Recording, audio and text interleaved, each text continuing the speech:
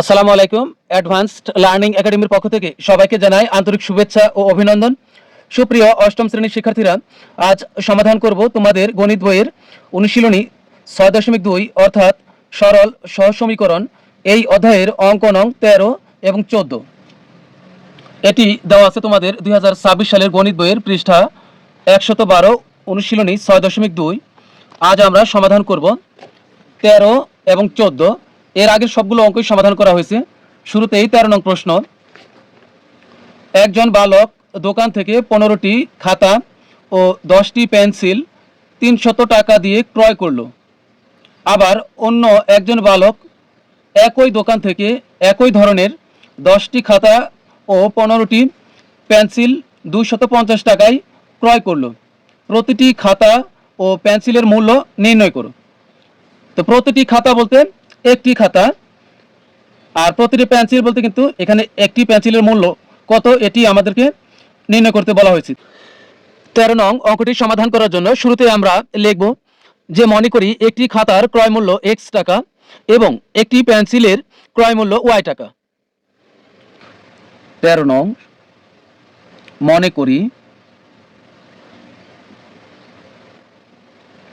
করি একটি খাতার ক্রয়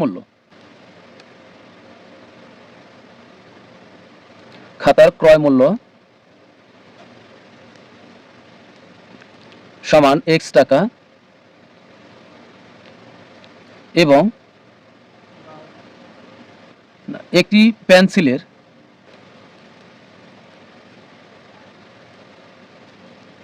ক্রয় মূল্য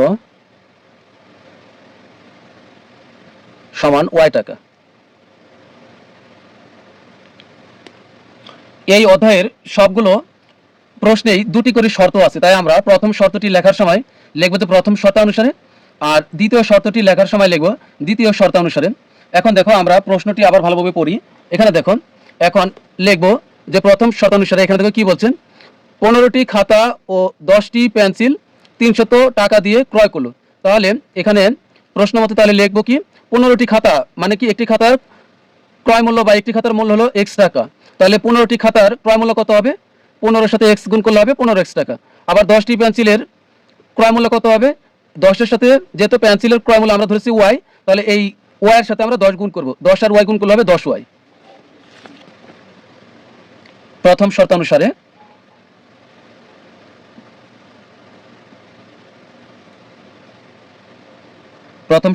হবে 15টি খাতা, তাহলে 15টি খাতা, এই যে 15 আর এর সাথে আমরা x, খাতার মূল্য ধরেছে x টাকা, তাহলে 15x যোগ, তারপর হলো একটি পেন্সিলের ক্রয় মূল্য হলো y টাকা, পেন্সিল ক্রয় করা হয়েছে কয়টা, 10টি, তাহলে 10 আর এর সাথে y গুণ করলে হবে 10y।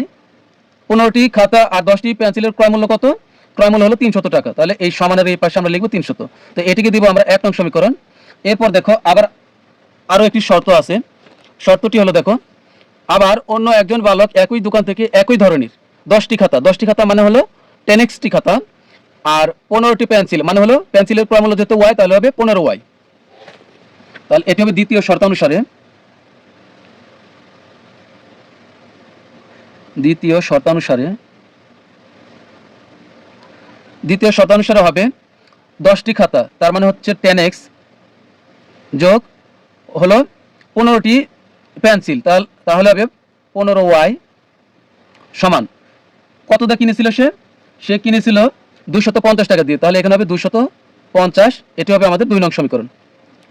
যখন সমীকরণের অঙ্ক আসবে তখন আমাদের লক্ষ্য থাকবে দুইটা সমীকরণ থেকে x কে আউট করে দেওয়া অথবা y কে আউট করে দেওয়া, যে কোনো একটাকে আউট করে দিয়ে হয় আমরা x এর মান বের করব অথবা আমরা y এর মান বের করব।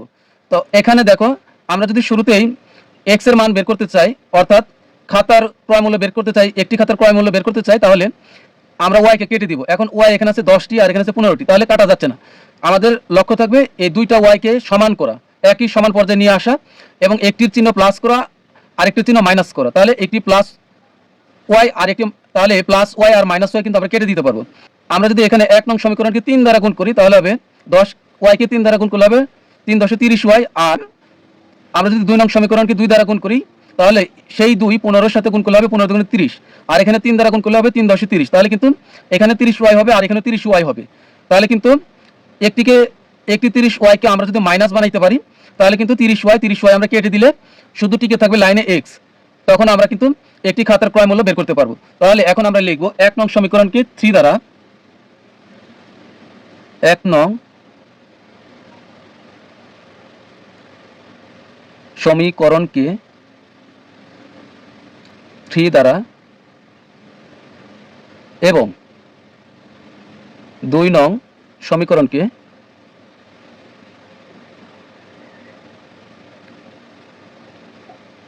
2 দ্বারা গুণ করে বিয়োগ করে পাই।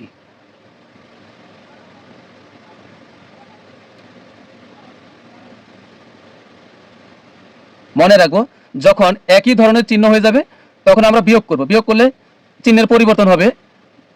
তাহলে এখানে হবে 30y আর এখানে হবে 30y। তাহলে আমরা যদি বিয়োগ করি তাহলে কিন্তু নিচের এটি -30y হয়ে যাবে। তাহলে আমরা 1 নং সমীকরণকে 3 দ্বারা গুণ করি। মনে মনে 3 নাও এটি, এই 3 দ্বারা এই সম্পূর্ণ লাইনকে তুমি গুণ করো। 3 দ্বারা 15কে গুণ করলে হবে 3 15 45 x, আর যোগের যোগ মনে মনে 3 দ্বারা 10কে গুণ করো, তাহলে হবে 3 10 30y সমান মনে মনে 3 দ্বারা তুমি যদি এই 300কে গুণ করো তাহলে হবে 900। এরপর আমরা এই 2 নং সমীকরণকে মনে মনে 2 নিয়ে গুণ করব। 2 দ্বারা 10x কে গুণ করলে হবে 10 দুগুণে 20x যোগ মনে মনে 2 দ্বারা 15কে গুণ করলে 15 দুগুণে 30y সমান মনে মনে 2 দ্বারা 250কে গুণ করলে কত হবে 500। এখন দেখো এটি +30y এটি +30y, তাহলে কিন্তু কোনোদিনই কাটা সম্ভব নয়। আমরা ষষ্ঠ শ্রেণীতে করেছি বিয়োগ করলে এই নিচের লাইনটির চিহ্ন পরিবর্তন হয়ে যাবে। তাহলে কিন্তু এটা -30y হয়ে যাবে। তখন আমরা এই 30y আর এই 30y কাটতে পারবো। এটি হলো +20x হয়ে যাবে -20x, এটা প্লাস হয়ে যাবে মাইনাস, বিয়োগ করলে চিহ্ন বিপরীত হবে। এটা +500 হয়ে যাবে -500। এখন দেখো এই 30 এটা +30y, এটি হলো +30y আর এই মাইনাসটা কিন্তু বর্তমানে এর, আর এটি হলো -30y আমরা কেটে দিলাম। তাহলে এখন এখানে দেখো এই 45x থেকে যদি এই মাইনাস কিন্তু বর্তমানে এই 20x এর 45x থেকে যদি আমরা 20x বিয়োগ করি তাহলে কিন্তু হবে 25x সমানের সমান 900 থেকে যদি আমরা 500 বিয়োগ করি তাহলে হবে এখানে 400, বা আমরা এখানে x রেখে দিব, তাহলে এখানে হবে 400 আর এই 25 আমরা নিচে পাঠিয়ে দিব ওই পাশে। অতএব x সমান কত হবে, তাহলে আমরা 400কে একবারে ভাগ করব। 400 ভাগ হবে 25, তাহলে হবে 16। এখানে যে কাটতে হবে এমন কিন্তু কথা নেই, তুমি ভাগ করলে হবে। তাহলে এই x এর মান কত পেলাম 16। এটি হলো একটি বা প্রতিটি খাতার মূল্য হলো এই 16 টাকা। তো এখন আমরা এই x এর মান এখানে যে কোনো একটি সমীকরণে বসাইলে হবে। এখানে আমরা x এর মান তাহলে 2 নং সমীকরণে বসাই, কারণ 2 নং সমীকরণটি এখানে ছোট আছে, এখানে 250 আছে, তুমি তাহলে 1 নং এ বসাইতে পারো, একটি বসাইলেই হবে। তো x এর মান বা 2 নং সমীকরণে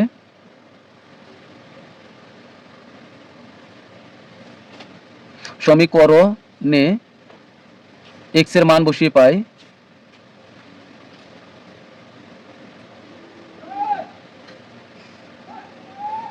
1 নং সমীকরণ হলো আমাদের 10x প্লাস হলো 15y সমান হলো 250। এটি হলো আমাদের যে 10x প্লাস 15y সমান 250, এটি হলো আমাদের 2 নং সমীকরণ যা আমরা এখানে লিখেছি।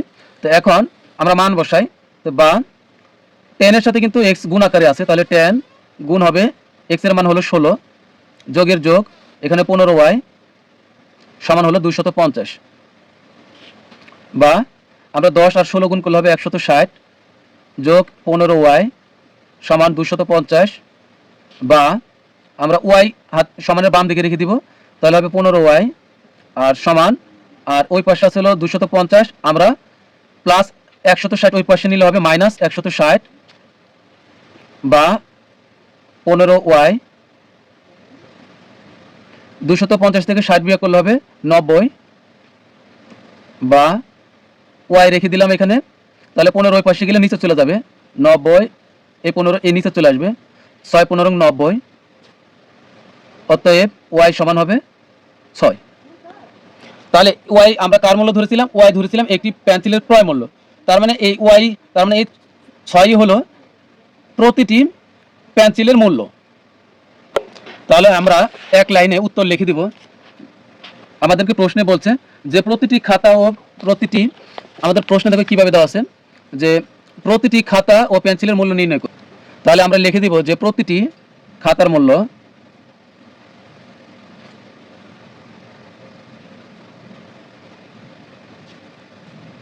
16 টাকা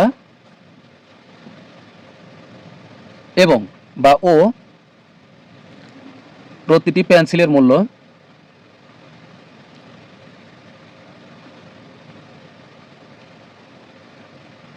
মূল্য 6 টাকা। সর্বশেষ 14 নং প্রশ্ন, একজন লোকের নিকট 5,000 টাকা আছে, তিনি উক্ত টাকা দুই জনের মধ্যে এমন ভাবে ভাগ করে দিলেন যেন প্রথম জনের টাকা দ্বিতীয় জনের টাকার 4 গুণ হয়। প্রত্যেকের টাকার পরিমাণ নির্ণয় করো। অর্থাৎ এখানে এটাই বলা হয়েছে, একজন লোকের নিকট 5,000 টাকা আছে, তিনি এই টাকা দুইজন ব্যক্তির মাঝে এমন ভাবে ভাগ করে দিলেন তাতে প্রথম জনের টাকার পরিমাণ হলো দ্বিতীয় জনের টাকার পরিমাণের 4 গুণ। অর্থাৎ এখানে প্রথম জনের টাকার পরিমাণ হবে বেশি আর দ্বিতীয় জনের টাকার পরিমাণ হবে কম। তাহলে আমাদেরকে বলছে প্রত্যেকের টাকার পরিমাণ নির্ণয় করার জন্য। 14 নং অঙ্কটি সমাধান করার জন্য শুরুতে আমরা লিখব যে মনে করি প্রথম জনের টাকার পরিমাণ x টাকা এবং দ্বিতীয় জনের টাকার পরিমাণ y টাকা। 14 নং প্রশ্ন, মনে করি প্রথম জনের টাকার পরিমাণ x টাকা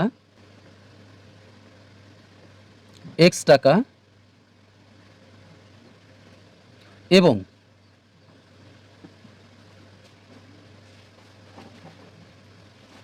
দ্বিতীয় জনের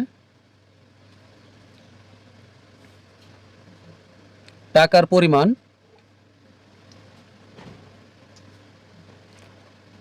সমান y টাকা। এখন এখানে দেখো তিনি উক্ত টাকা দুজনের মধ্যে এমনভাবে ভাগ করে দিলেন যেন প্রথম জনের টাকা দ্বিতীয় জনের টাকার 4 গুণ হয়। অর্থাৎ তিনি তার এই টাকা দুজনের মধ্যে ভাগ করে দিলেন এবং দুইজনে মিলে মোট পেলেন 5,000 টাকা। তাহলে এখানে কিন্তু দুইটি শর্ত হবে। তাহলে আমরা লিখব প্রথম শর্তানুসারে দুইজনের টাকা আমরা যোগ করব। প্রথম জনের টাকা হলো x টাকা আর দ্বিতীয় জনের টাকার পরিমাণ হলো y। এই দুইজনের টাকা একত্রিত করলে হবে 5,000 টাকা, যেটি আমাদের প্রশ্নে দেওয়া আছে। তো এটাকে আমরা দিব 1 নং সমীকরণ। এরপর আমাদের দ্বিতীয় শর্তানুসারে হবে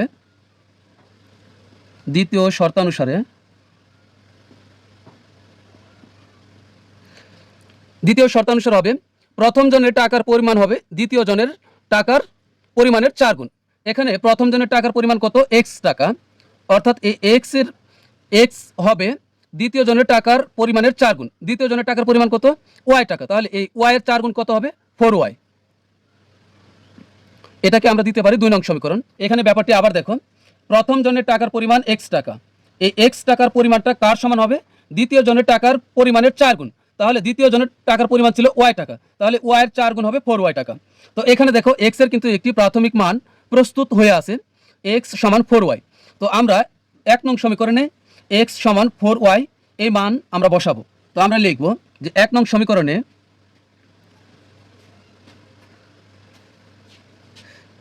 সমীকরণে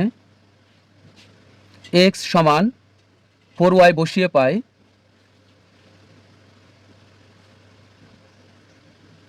1 নং সমীকরণ হলো x plus y equal to 5,000।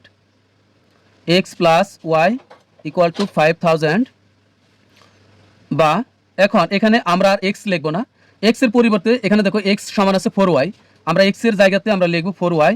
এই প্লাস y এর y সমান হবে 5,000। 4টি y আর একটি y যোগ করলে হবে 5টি y সমান হবে 5,000।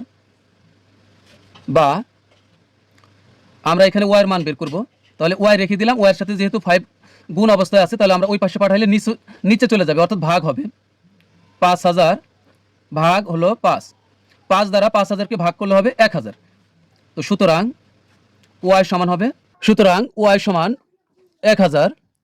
এটি কিন্তু দ্বিতীয় জনের টাকার পরিমাণ, কারণ আমরা ধরেছিলাম দ্বিতীয় জনের টাকার পরিমাণ y টাকা। এখন এই y এর মান আমরা এই 2 নং সমীকরণে বসাবো। 2 নং সমীকরণে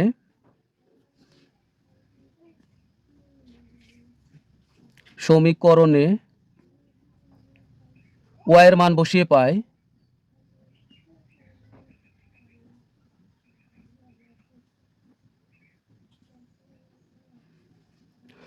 2 নং সমীকরণ হলো x ইকুয়াল টু 4y,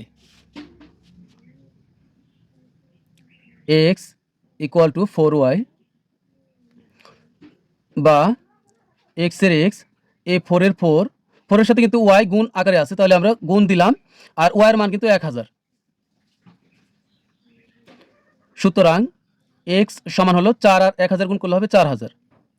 এটি কিন্তু প্রথম জনের টাকার পরিমাণ, অর্থাৎ দ্বিতীয় জন পেল 1000 টাকা আর প্রথম জন পেল 4000 টাকা, কারণ প্রথম জন দ্বিতীয় জনের 4 গুণ টাকা পাই। তো আমরা লিখে দেব যে সুতরাং প্রথম জনের টাকার পরিমাণ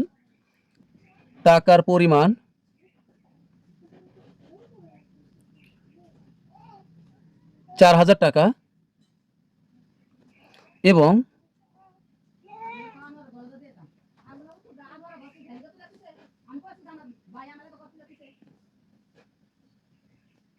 দ্বিতীয় জনের টাকার পরিমাণ 1000 টাকা।